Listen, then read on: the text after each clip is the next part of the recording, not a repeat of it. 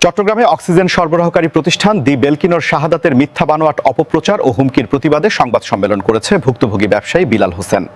Chittagong press club S Rahman হলে অনুষ্ঠিত সংবাদ সম্মেলনে লিখিত বক্তব্য পাঠ করেন ভুক্তভোগী ব্যবসায়ী বেলাল হোসেন। এ সময় তিনি বলেন, আমার বিরুদ্ধে নানাভাবে অপপ্রচার করছে দি বেলকিনোর শাহাদাত। সে আমার প্রতিষ্ঠান বন্ধ করার নানা ধরনের পায়তারা করছে। এ সময় সংবাদ সম্মেলনে থেকে ভুক্তভোগী ঔষধ প্রশাসন ও স্থানীয় প্রশাসনের সহযোগিতা কামনা করেন। সংবাদ সম্মেলনে রুবেল, একরাম, সোহাগ, সাফায়েত সহ আরও অনেকে উপস্থিত ছিলেন। দি বেলকিন নামের একটি প্রতিষ্ঠানের মালিক হচ্ছেন শাহাদাত সাহেব। শাহাদাত সাহেব একটা সম্মেলন করছেন, উনি বাইজিদ থানায় একটা জিডি করছেন।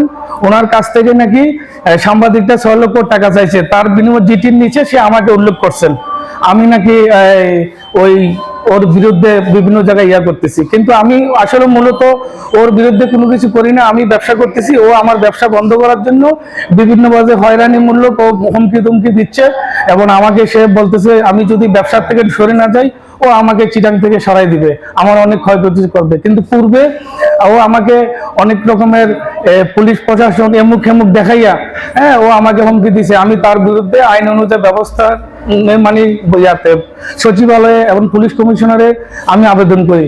আমার কাছে ওই ডকুমেন্টও আছে এখানে।